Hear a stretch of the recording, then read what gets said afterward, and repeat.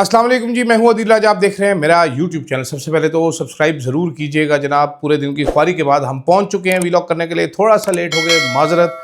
हुसन मेरा बेकाबू हो गया था, संभालना मुश्किल हो रहा था, तो मैंने कहा ज़रा थोड़ा टाइम लगा के वीलॉग की तैयारी कर लें। तो जनाब वाला बड़ी अहम अहम खबरें हैं। सबसे पहले सब्सक्राइब आपने ज़रूर करना है। दोबारा कह दूँ, मैं पता नहीं पहली बार मैंने सही कहा है कि नहीं कहा, आप लोगों ने सही समझा है कि नहीं समझा। तो सब्सक्राइब आपने ज़रूर करना है, ठीक है। और उसके बाद आपने हमें जो है ना वो फीडबैक भी ज़रूर देना है। इस टाइम पे जनाबे वाला ताकत के ऐवानों में हलचल सी मची हुई नज़र आ रही है। आप भी महसूस कर रहे होंगे, मैं भी महसूस कर रहा हूँ। मैं पहले ही कह दिया था कि 28 अक्टूबर के बाद से रोला मचना शुरू हो जाएगा। हमें हमारे गुप्त सूत्रों ने ये बताया था। तो गुप्त सूत्रों के अनुसार ताकत के ऐवानों में खामोश तूफ़ान आने वाला है। फिर मौलाना साहब की एंट्री हो गई है जनाबे वाला, और खुशहाली के दावे हैं इस हुकूमत के। हुकूमत ने तबाही मचा दी है, तो वो सारी चीज़ें हम देख रहे हैं, ठीक है। क्या उसका नाम है, इन सारी चीज़ों के दौरान खैर आज बड़ी सारी एक्टिविटी हुई। आज हमने तमाशे अजीब अजीब से देखे कि नून लीग अपनी ही हुकूमत के खिलाफ अदम एतमाद लेके आ रही है। बिलावल साहब मौलाना से मिलने के लिए एक बार फिर पहुंच चुके हैं। लोगों ने शोर में डाल दिया 27वीं आईनी तरमीम आने लगी है क्या, मौलाना अपोजिशन लीडर बनने लगे क्या, क्या होने लगा। उमर यूब ने पिटीशन वापस ले लिया है, शिबली फराज साहब ने अपनी पिटीशन वापस ले ली है। तो ये सब हो क्या रहा है, तो let's make some sense of it. लेकिन उस सब के बीच में आज 9 बजे जियो न्यूज़ ने एक बड़ी खबर ब्रेक की। उन्होंने कहा जी कि जनाब कोर कमांडर पेशावर बुखारी साहब और mister Suhail Afridi chief minister of KPK के दरमियान एक 1-on-1 मीटिंग हुई जुमे के दिन, और उसमें गुफ्तगू हुई और ये हुआ और वो हुआ और लटरम हुआ और पटरम हुआ। लेकिन हैरत की बात है कि आज मंडे है और आज जियो न्यूज़ ये खबर ज़राए से ब्रेक कर रहा है। इस मीटिंग की कोई प्रेस रिलीज नहीं जारी की गई। अब हम ये मीटिंग का मज़ा ही ले रहे थे कि हमारे दोस्त हैं एक, उनका नाम है बैरिस्टर शहजाद अकबर साहब। बैरिस्टर शहजाद अकबर साहब ने एक नया कटा खोल दिया। अब वो कटा क्या था जनाब, वो कटा था एक अजीबो गरीब सा कटा इसी मीटिंग के हवाले से। हम ज़रा वो कटा निकाल दें और वो फिर आपको बताते हैं कि इस कटे में क्या क्या था। हाँ जी जनाब, तो कटा बैरिस्टर शहजाद अकबर साहब ने क्या खोला। उन्होंने कहा जी, आपसे कुछ देर पहले उन्होंने ट्वीट की, उन्होंने कहा जी बाखबर ज़राए के मुताबिक जुम्मे के रोज़ एक हसास इदारे के सूबाई दफ्तर के एक आला अफसर ने सूबे के आइनी सरबराह से रब्ता किया और अपने साथ कोर कमांडर दफ्तर चलने की दरख्वास्त की। ताहम आइनी अहदेदार जो पहले ही इस अफसर से मुलाकात से गुरेजा थे ने मुअद्दबाना अंदाज में जवाब दिया कि मेरे मनसब के तकाज़ों के मुताबिक ये मुनासिब यही है कि मैं अपने दफ्तर में मुलाकात करूँ। अगर वो तशरीफ़ लाना चाहते हैं तो मुझे कोई एतराज़ नहीं। ये बात है हसास इदारे के अफसर को पसंद ना आई। हसास इदारे के अफसर इसीलिए उनको हसास इदारा कहते हैं because they are very sensitive, they are very टची। उन्होंने नाराज़गी का इजहार किया और गैर मुनासिब लहजा इख्तियार करते हुए वहाँ से रवाना हो गए। जब ये मामला कोर कमांडर के इल्म में आया तो उन्होंने सूरत हाल की नज़ाकत को समझते हुए दानिशमंदी का मुजाहरा किया। Because core commanders are always दानिशमंद। ये छोटे अफसरान जो हसास होते हैं वो टची होते हैं, कोर कमांडर्स आर ऑलवेज दानिशमंद। उन्होंने मुतल्लका अफसर को तनबीह करने के बाद खुद सूबे के आइनी सरबराह के दफ्तर का दौरा किया, उन्हें ओहदा संभालने पर मुबारकबाद दी, अमन व अमान के अमूर पर खुशगवार माहौल में तबादला ख्याल किया। बाद में वो नहायत एहतराम के साथ रुखसत हो गए। तो आगे उन्होंने जो है वो लटरम पटरम अपनी बातें की हैं, मैं उस पर नहीं जाना चाहता। अब चल क्या रहा है, राना सनाउल्लाह साहब ने अलीना शिकरी के प्रोग्राम में आज रात को 10 बजे फरमाया कि सुहेल अफरीदी की जो मुलाकात हुई है उससे उनको पैगाम मिल गया, उम्मीद है अब वो सेट हो जाएंगे। इससे पहले टाउट साफ़ी बहुत बता रहे हैं, मुन्ना नाई जो है वो कह रहा है जी नहीं होती ऐसी की ऐसी, इमरान खान से मुलाकात नहीं करवाएंगे, जा जो करना है कर लो। एक और टाउट साफ़ी वो बड़ा दुखी है कि सुहेल अफरीदी ने DJISPR की तौहीन कर दी है। मैं ज़रा अलग एंगल पे सोच रहा हूँ। मैं ये सोच रहा हूँ कि DJISPR साहब ने कहा था कि हमें ये कबूल नहीं है, उनको ये कबूल नहीं था, उसके बावजूद ये सुहेल अफरीदी साहब बन गए चीफ मिनिस्टर। और अब कोर कमांडर साहब सुहेल अफरीदी साहब से मिलने जा पहुँचे।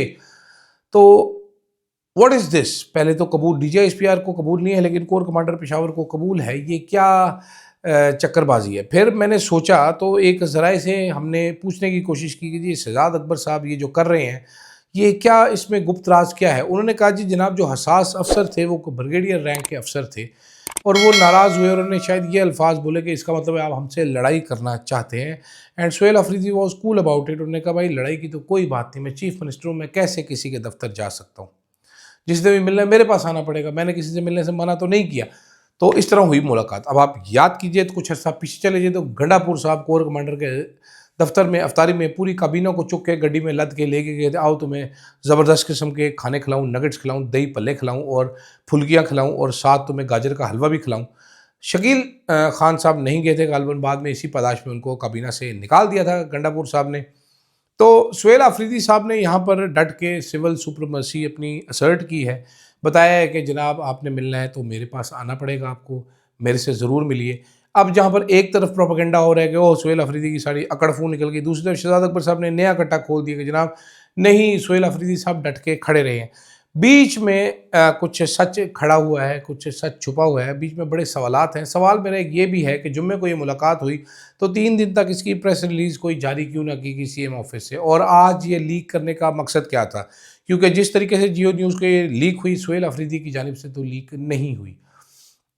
تو باقی آپ میرا مدعا اس میں بخوبی سمجھ سکتے ہیں کہ میں کیا کہنا چاہ رہا ہوں، لیکن پاکستان کی ترقی تب ہی ہوگی جب مینڈیٹ کا احترام کیا جائے گا۔ یہ بھی معلوم پڑا ہے سی ایم آفس کی جانب سے کہ سہیل آفریدی صاحب نے کہا یہ امن و امان کے مسئلے پر عمران خان کو اس صوبے کا مینڈیٹ ملا ہے، عمران خان جو فیصلہ کرے گا اسی کے مطابق یہ فیصلہ ہوگا۔ کور کمانڈر صاحب نے کیسے ریسیو کیا یہ مجھے پتہ نہیں چل سکتا اس بات کا، لیکن کور کمانڈر صاحب کیا بھی کہہ سکتے ہیں، مینڈیٹ تو عمران خان کا ہی ہے صوبے میں، ظاہری بات ہے۔ باقی چوری ہو گیا ہے اس کا تو کچھ نہیں کہا جا سکتا، لیکن جو ہے موجود ہے وہ تو کنسالیڈیٹڈ ہے۔ تو یہ اب ایک طوفانی قسم کی خبر ہے جو چاروں طرف سے پھیل رہی ہے کہ اب کیا ہوگا، کیونکہ ڈاؤٹ صافی تو خبر دے رہے تھے کہ سہیل آفریدی کو سیٹ کر دیں گے، ہم فٹ کر دیں گے، اس کے نٹ بولٹ کس دیں گے، اس کا پورا انجن تبدیل کر دیں گے، جبکہ ایمل ولی صاحب علیحدہ اپنی اکیلے میں لڈی ڈالتے پھر رہے ہیں۔ ان کی لڈی کبھی نہ ختم ہونے لڈی جو ہے وہ بھی مکتی نہیں ہے جناب، ہر ٹائم وہ لڈی ڈال رہے ہوتے ہیں، کسی نہ کسی وجہ سے کسی نہ کسی صورت میں ان کی لڈی چلتی رہتی۔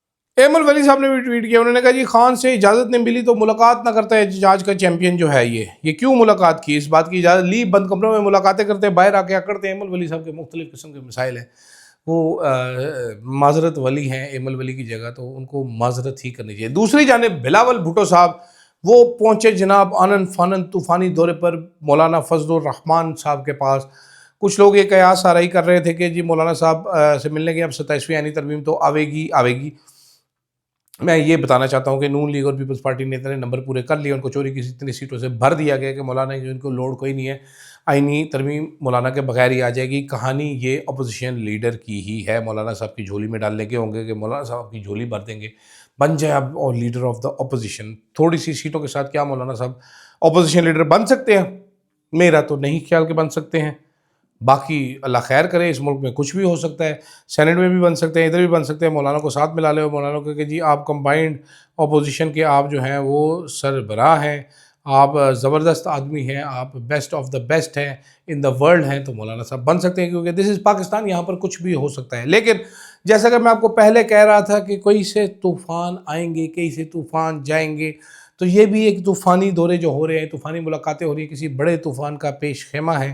اب یہ جعلی طوفان ہے یا اصلی ہے یہ وقت ہی بتائے گا۔ دوسری طرف نون لیگ اور پیپلز پارٹی نے مل کے عظیم دانشوری کرتے ہوئے 6 ماہ بعد جو الیکشن ہونے تھے اس میں فیصلہ یہ کیا ہے کہ ہم عدم اعتماد لے کے آ کے اپنی ہی حکومت جو چوری کر کے عمران خان کی اپنے کشمیر میں بنائی تھی وہ گرا کے اب چوری شدہ ایک اور نئی حکومت بنائیں گے اور عوام کو گڈ گورننس کا تحفہ دیں گے۔ 4 سال میں آزاد کشمیر میں 4 وزیر اعظم بدلے جا چکے ہیں۔